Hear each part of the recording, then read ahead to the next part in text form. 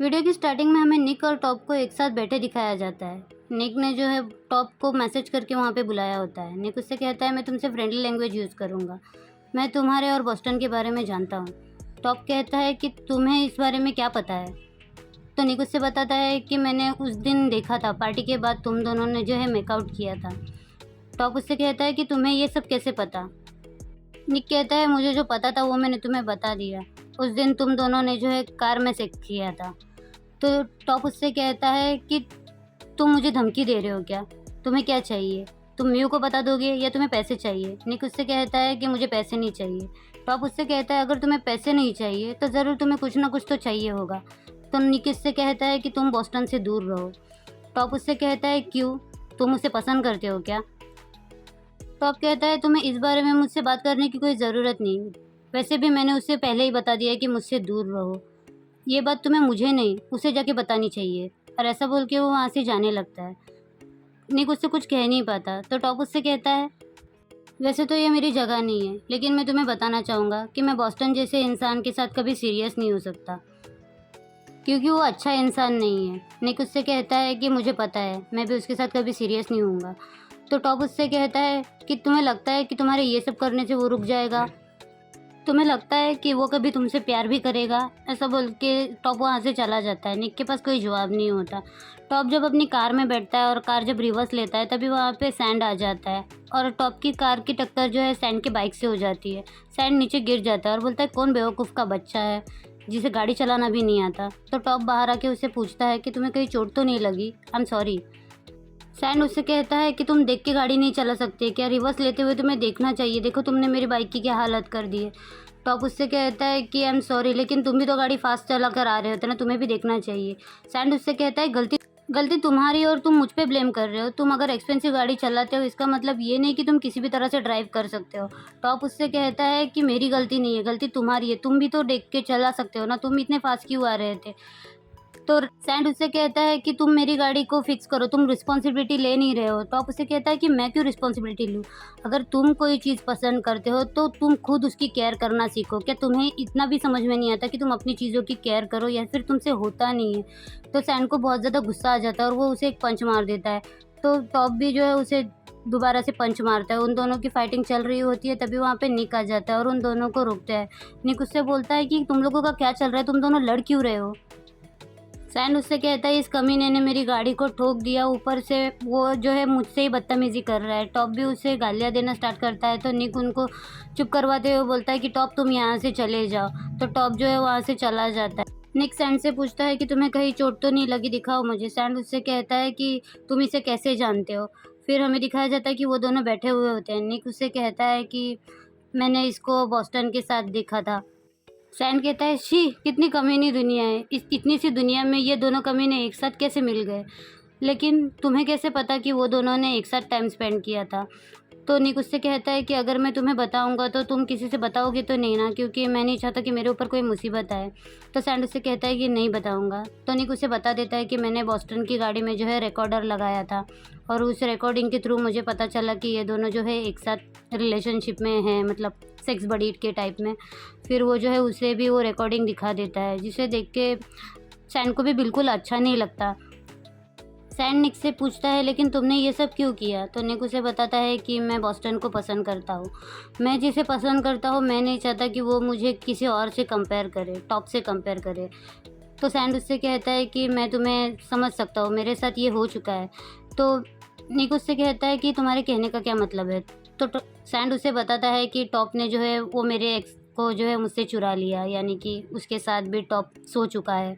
फिर scene shift होता है और हमें दिखाया जाता म्यू के घर का, जहाँ पे म्यू का डोर नॉक होता है तो म्यू डोर ओपन करता है। वहाँ पे रे होता है। म्यू उससे कहता है कि तुमने आने से पहले कॉल क्यों नहीं किया?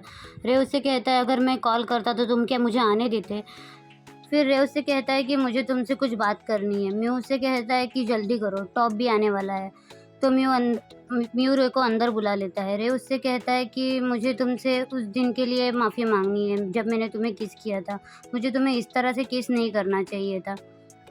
तुम्हें क्या, मुझे किसी को भी इस तरह से किस नहीं करना चाहिए था। मुझे एटलीस्ट पहले परमिशन लेनी चाहिए थी। मुझे उस चीज़ के लिए माफ़ कर दो। तो म्यू जो है उसके पास जाता है और उसके सामने आके बैठ जाता है। म्यू कहता है कि तुम्हें ये अगर अच्छे से पता है तो तुमने ये सब क्यों किया। फिर बोलता है कि चलो छोड़ो, जाने दो, भूल जाओ उस चीज़ को। अगर तुम चाहते हो कि मैं हमेशा तुम्हारी लाइफ में इसी तरह से रहूँ तो तुम मेरे बारे में उस तरह से सोचना बंद कर दो। यानी कि इनडायरेक्टली वो कह रहा है कि मुझसे प्यार करना बंद कर दो। तो रे उससे कहता है कि क्या मैं तुमसे एक सवाल पूछ सकता हूँ? क्या तुम्हें टॉप जैसे लड़के पसंद है अपना बॉयफ्रेंड बनने के लिए? तो म्यू उससे कहता है कि तुम ये सवाल क्यों पूछ रहे हो? वैसे भी ये मेरी लाइफ है, मेरे डिसीजन मैं खुद ले सकता हूँ। तभी ये डोर नॉक होता है।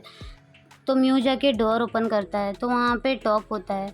टॉप को देखते ही म्यू उसके चेहरे को हाथ लगाते हुए कहता है कि तुम्हें क्या हो गया है? टॉप कहता है कुछ नहीं, बस छोटा सा एक्सीडेंट हुआ है। रे उससे कहता है किसने तुम्हारे मुंह पे इतना बड़ा पंच मार दिया? और ऐसा बोल के वो म्यू को बाय बोल के वहाँ से चला जाता है। रे को वहाँ पे देख के टॉप को बिल्कुल भी अच्छा नहीं लगता। तो अंदर आके वो म्यू से पूछता है कि ये यहाँ पे क्या कर रहा था।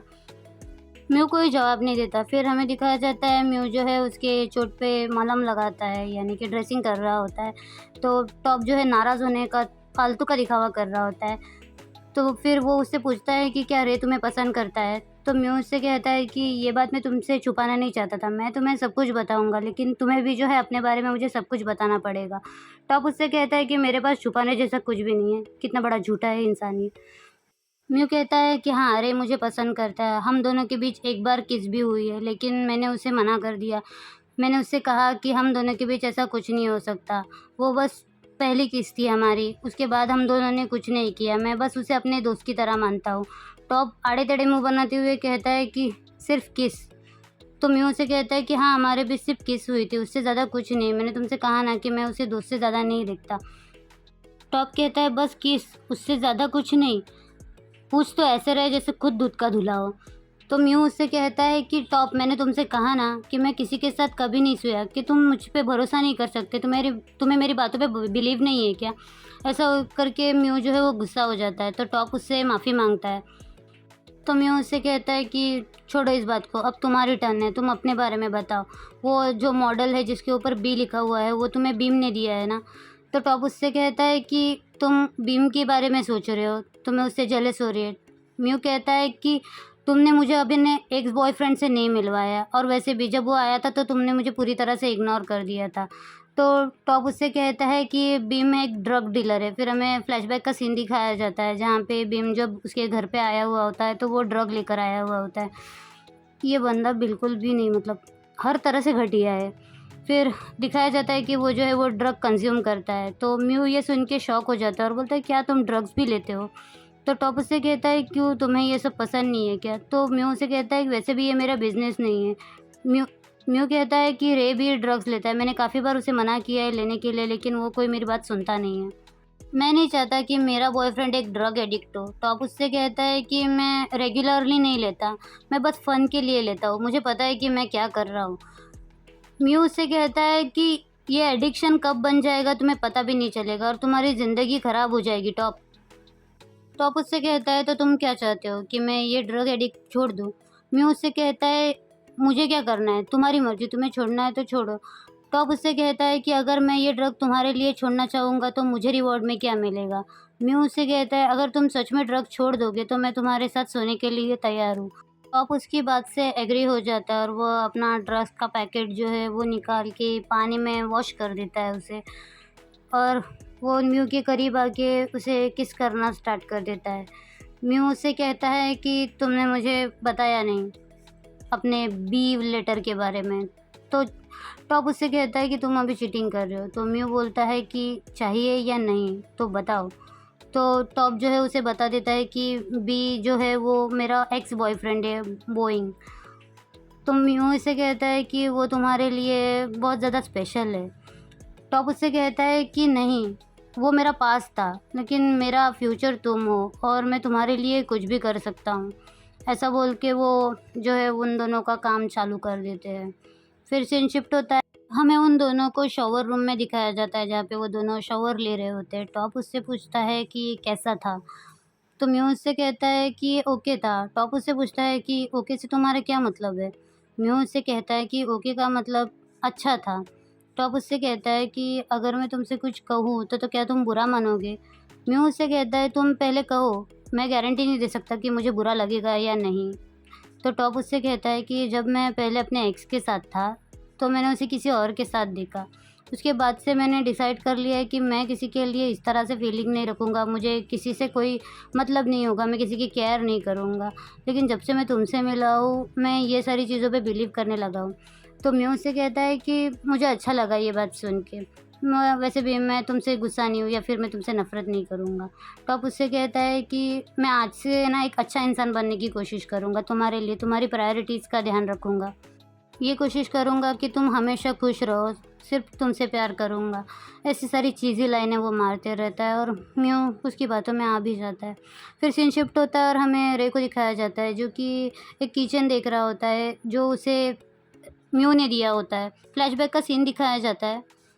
म्यू उससे कहता है कि ये गिफ्ट मैं तुम्हारे लिए लाया था। मैंने शॉप में देखा तो मुझे पहले ही तुम्हारी याद आई। ये बिल्कुल तुम्हारी पर्सनैलिटी को सूट करता है, हॉट। तो रे उससे कहता है कि क्या तुम्हें लगता है कि ये ईज़ी होगा यूज़ करना?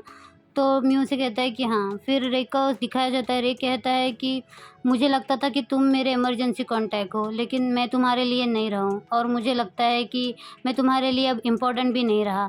ऐसी बातें सोच के वो जो है उस टी-शर्ट की तरफ देखने लगता है जो म्यू ने पहनी थी। फिर फ्लैशबैक का सीन दिखाया जाता है जहाँ पे रे और स्टैन जो है वो एक साथ जो है उस म्यूज़िक स्टूडियो में आए हुए होते हैं वो सॉन्ग को सुनने के लिए, और वो अपना सॉन्ग जो है वो काफ़ी ज़्यादा एंजॉय करते हैं। रे जो है वो सैंड की तरफ ही देखते रहता है। रे सैंड से कहता है कि ये सॉन्ग सुनने के बाद तो मुझे ऐसा लग रहा है कि मैं उड़ के चिंग माई चला जाऊँ और वहाँ पे बियर पीऊँ। तो सैंड उसकी बातों पे हंसता है। तो रे उससे कहता है कि आई लाइक इट, मतलब मुझे ये सॉन्ग पसंद आया। लेकिन वो देख के तो सैंड को बोल रहा है तो सैंड भी थोड़ा सा उसको फीलिंग मतलब आ जाती है। यहीं पे एपिसोड 4 ख़त्म हो जाता है। आपको ये एपिसोड कैसा लगा मुझे कमेंट करके ज़रूर बताइए, और वीडियो पसंद आए तो do like share subscribe my channel. Thank you so much for watching. Bye bye.